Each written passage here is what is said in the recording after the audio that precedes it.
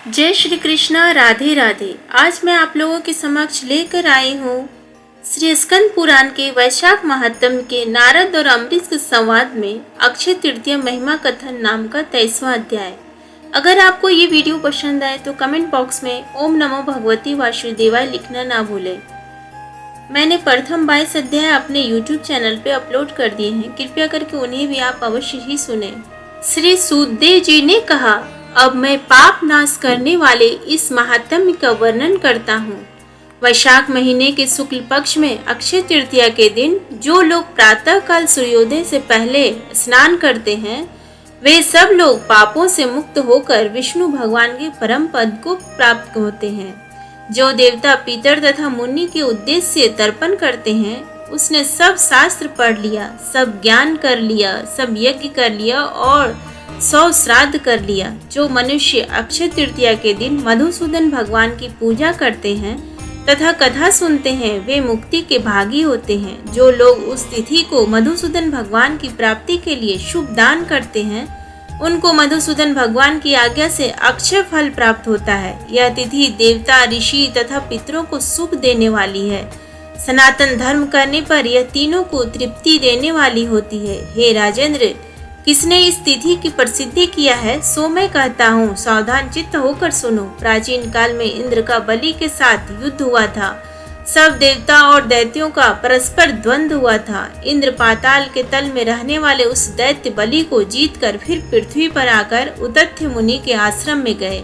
वहां पर उन्होंने मंदाकिनी गुरमिणी नाम की उसकी भार्या को देखा। उस सुंदरी के कमर पर रत्नों से जड़ी हुई सोने की करधनी शोभायमान थी। उसके घुंघरू के शब्द ने मद से उन्मत्त भौरे तथा कोयलों के शब्द को जीत लिया था। वह अनेक प्रकार के वस्त्रों को धारण किए हुए मीठी बोली तथा मंद मुस्कान से शोभायमान थी। उसके ऊंचे स्तन तथा कुंभ स्थल अपूर्व शोभा दे रहे थे। उसका मुख फूले हुए कमल के समान था तथा उसके नेत्र नील कमल के समान थे। उसके सुंदर गाल केतकी के उदर के समान पीले थे। वह आंखों के नीचे किए हुए परिश्रम से सांस लेती हुई पर्णशाला की ओर मुख किए हुए बैठी थी। उसको चारपाई पर सोई हुई देखकर इंद्र मोहित हो गया और उसने बलात्कार से गुरविनी से उपभोग किया। तब गर्भस्थिति पिंड ने अपने गिरने की शंका से दुखी होकर पैर से योनि के द्वार को ढांप लिया। इंद्र का वीर पृथ्वी पर ही गिर गया। इंद्र भगवान ने इस गर्भस्थ पर क्रोध किया। आंख लाल कर क्रोध में उस गर्भस्थ को शाप दिया, हे दुर्बुद्धि, तूने पैर से रोका है, इसलिए तू जन्म से अंधा होगा। तब योनि द्वार को पहुंचकर पैर पर से बहकर आए हुए वीर से दीर्घतम नाम का जयंत उत्पन्न हुआ। तब ऋषि के शाप के भय से इंद्र भागा। इंद्र को भागते हुए देखकर उसके शिष्य हंसने लगे। तब लज्जित होकर वह मेरु पर्वत की गुफा में घुस गया और वहां पर लीन होकर दुस्तर बड़ा तप करने लगा।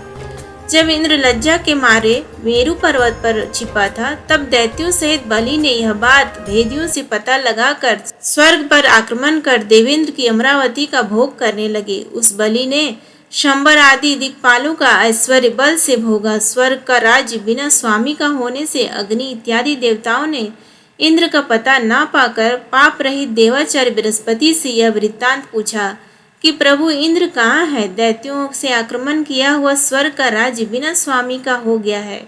उसको गए हुए बहुत काल हुआ, वह देव क्यों नहीं आता।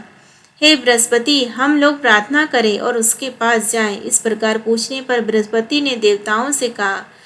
रसातल में बलि को जीतकर वह उदत्य जी के आश्रम में गया। धृष्टता से उसने उस ऋषि की पत्नी से उपभोग किया और उसकी शिष्यों से निंदा किया गया। लज्जा के मारे स्वर्ग में ना जाकर वह मेरु पर्वत में घुस गया। अपनी करनी पर चिंता करता हुआ वह इंद्राणी के साथ वहीं पर है। इस प्रकार से अग्नि इत्यादि देवता लोग उनके इस वाक्य को सुनकर मेरु पर्वत की गुफा में उनकी प्रार्थना करने लगे। पाक शासन देवेंद्र को वहां गुफा में छिपा देखकर लोक प्रसिद्ध पराक्रमी अनेक स्तुतियों से उसकी स्तुति करने लगे। हे इंद्र, हे देवों के राजा, तुमको नमस्कार। हम लोग आपके बिना दैत्यों से बड़ी पीड़ा दिए जाते हैं। हे अंग स्थान भ्रष्ट होकर हम लोग दुखी होकर भिन्न भिन्न देशों में घूमते हैं। अतएव हे देवेंद्र, हे शत्रुओं के दमन करने वाले शत्रुओं को जीतो। इस प्रकार देवताओं से स्तुति किए जाने पर इंद्र गुफा के मुख से निकले। लज्जा से मुख नीचे किए हुए नेत्रों से भूमि देखने लगे। दुख के मारे गदगद होकर कुछ न बोले। यह जानकर बृहस्पति ने भय से नीचे मुख किए हुए सुरेंद्र से कहा, हे सुरपति, तू शंका मत कर, यह संसार कर्म के अधीन है। मान अपमान, सुख दुख, लाभ हानि, जीत हार, यह सब निसंदेह पूर्व कर्म के अनुसार होते हैं। जीव कर्म के पीछे पीछे चलता है। दुख समय के अनुसार भाग्य से होता है। बुद्धिमान लोग दुख प्राप्त करने पर सोच नहीं करते तथा सुख पाने पर प्रसन्न भी नहीं होते। अतएव हे प्रभु, प्रारब्ध से ही यह दुख तुमको प्राप्त हुआ है।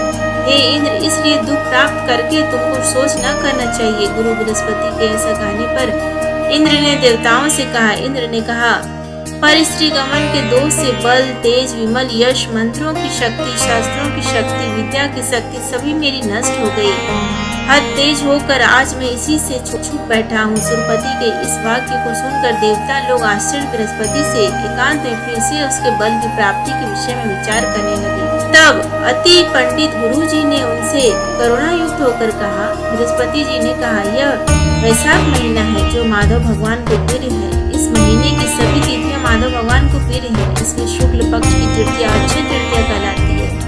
इस दिन जो कोई स्नान, दान, श्राद्ध इत्यादि करता है उसके सैकड़ों पाप नाश हो जाते हैं। इसमें कोई संशय नहीं है तथा ऐश्वर्य, बल और धैर्य भी बढ़ जाता है। अतएव हित प्राप्त करने के लिए उस तृतीया के दिन बलि के द्वेष करने वाले इंद्र को स्नान, दान, सत्य, धर्म इत्यादि करना चाहिए। इससे विद्या में तथा मंत्र और शास्त्रों में शक्ति होगी तथा बल, धैर्य और यश पहले के समान हो जाएगा।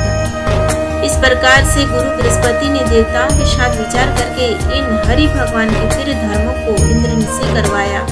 अक्षय तृतीया के दिन भक्ति और मुक्ति के फल देने वाले कर्म इंद्र ने किया, जिससे उनका बल, धैर्य इत्यादि पहले के समान हो गया तथा पर स्त्री गमन का दोष भी तुरंत नष्ट हो गया और राहु से मुक्त चंद्रमा की तरह इंद्र पापों से छूट गया।